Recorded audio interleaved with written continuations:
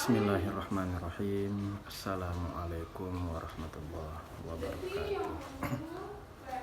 Alhamdulillah, di hari yang cerah ini kita masih diberikan oleh Allah nikmat dan karunia. Baik nikmatnya dan karunia-Nya yang berupa kesehatan dan juga kesempatan. Akhirnya pemirsa sekalian masih bisa melihat ataupun menonton materi yang akan kita sampaikan, yaitu materi PAI bab 1 yang berjudul Aku Selalu Dekat Dengan Allah Subhanahu wa Ta'ala. Khususnya siswa-siswi di sekolah menengah atas, sekolah menengah kejuruan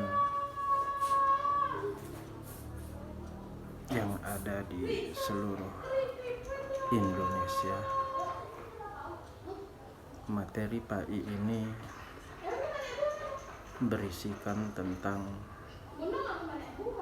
Al-Asmaul Husna. Pemirsa sekalian, siswa-siswi SMA dan SMK sederajat, untuk mendekatkan diri kita kepada Allah Subhanahu wa Ta'ala ada bermacam-macam cara. Ada cara yang pertama, yaitu dengan berzikir, mengingat Allah Subhanahu wa Ta'ala dimanapun kita berada dan saat bagaimanapun keadaan kita. Allah dekat kepada kita bukan berarti apa yang kita inginkan akan diberikan oleh Allah Subhanahu wa Ta'ala kepada kita. Allah dekat kepada kita berarti kita harus sadar bahwa kita pasti selalu berada di dalam pengawasan Allah Subhanahu wa Ta'ala.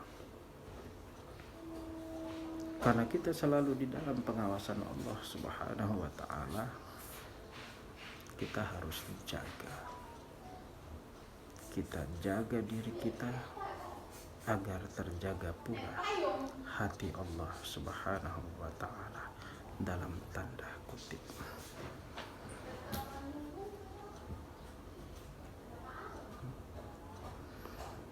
Pemirsa sekalian, manusia memang mahallul khata' wan nisyan, tempatnya kesalahan dan juga lupa. Sebagaimana Rasulullah Shallallahu Alaihi Wasallam juga bersabda dalam hadisnya, kullu bani Adam khattab wa khairul khatta'ina tawwabun.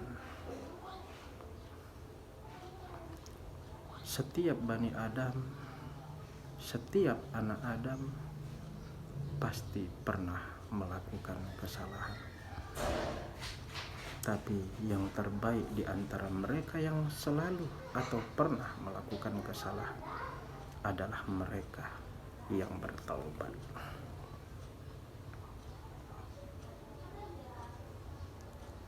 Pemirsa sekalian, Al-Asmaul Husna bukanlah sembarang nama. Al-Asmaul Husna berasal dari dua kata bahasa Arab. Yang pertama al-asma. Al-asma yaitu jamak daripada al-ismu yang berarti nama. Al-asma berarti nama-nama. Al-husna berarti yang baik atau yang indah. Disimpulkanlah bahwa al-asmaul husna berarti nama-nama yang begitu indah. Pemirsa sekalian, khususnya siswa dan siswi SMA dan SMK sederajat. Ada 99 al-asma'ul husna, dan semua itu adalah milik Allah Subhanahu wa ta'ala. Nama-nama yang baik tadi, nama-nama yang indah tadi adalah milik Allah Subhanahu wa ta'ala. Allah Subhanahu wa ta'ala menyatakan, walillahil asma'ul husna fad'uhu biha.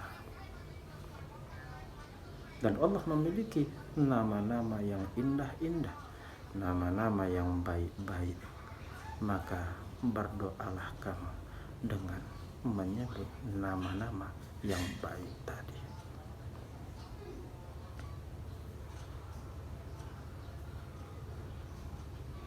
Kadang kita menyebut dengan Bismillahirrahmanirrahim, dengan nama Allah yang Maha Pengasih dan Penyayang. Kadang kita hanya menyebut Ya Allah.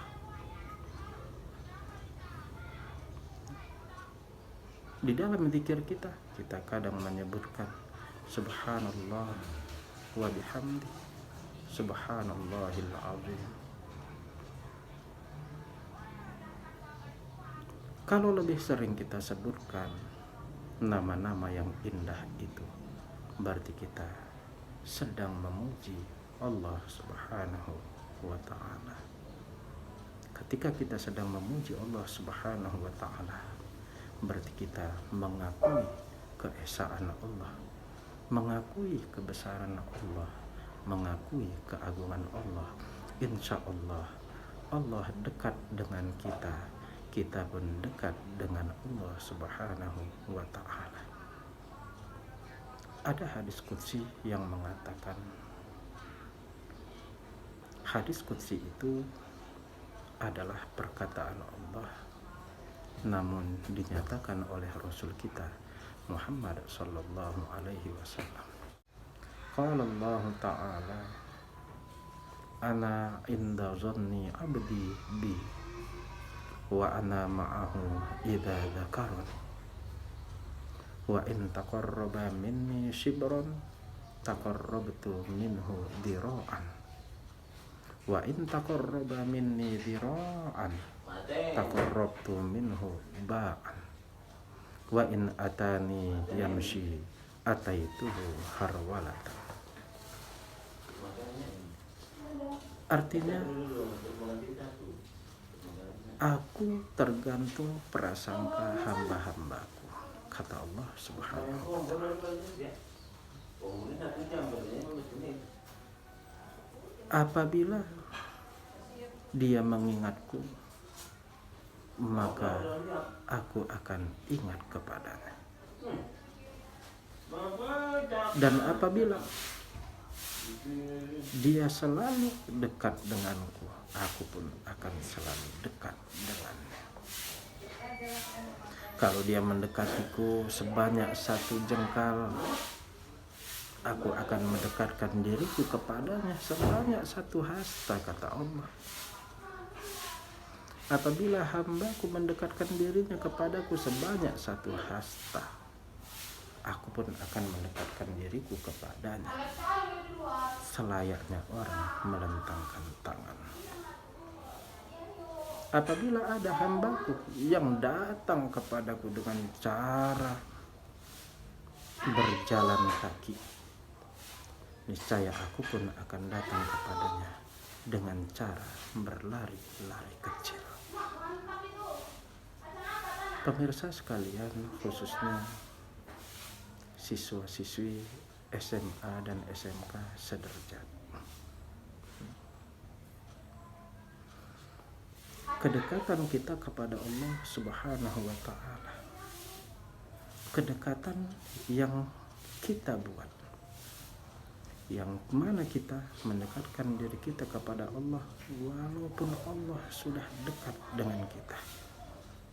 Apabila kita melakukan apa yang diperintahkan oleh Allah, maka begitu mudah bagi Allah untuk memberikan apa yang kita inginkan.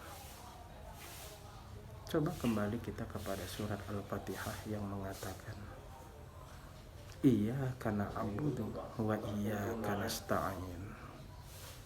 Hanyalah kepadamu kami menyembah dan hanyalah kepadamu kami mohon pertolongan.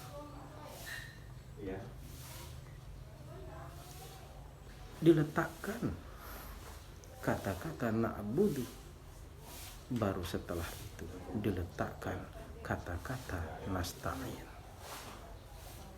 Kita harus tahu siapa subjek di situ. Siapa yang na'budu, siapa yang nasta'in. Kalau subjeknya adalah manusia atau kita semua, maka kita harus meletakkan na'budu. Setelah itu kita meletakkan nasta'in. Apa maksud dari peletakan na'budu kemudian diletak pula nasta'in? Na'budu berarti menyembah, nasta'in berarti memohon pertolongan. Kalau kita mau minta tolong kepada Allah, ternyata ada persyaratannya, yaitu na'budu. Kita sembah dulu Allah, beribadah dulu kita kepada Allah. Niscaya Allah akan memberikan pertolongan kepada kita. Jadi itulah maksud daripada peletakan kata-kata na'budu. Setelah itu diletakkan kata nasta'in. Kapan kita bisa meminta dan apa yang kita pinta cepat atau mudah dikabulkan oleh Allah Subhanahu wa ta'ala.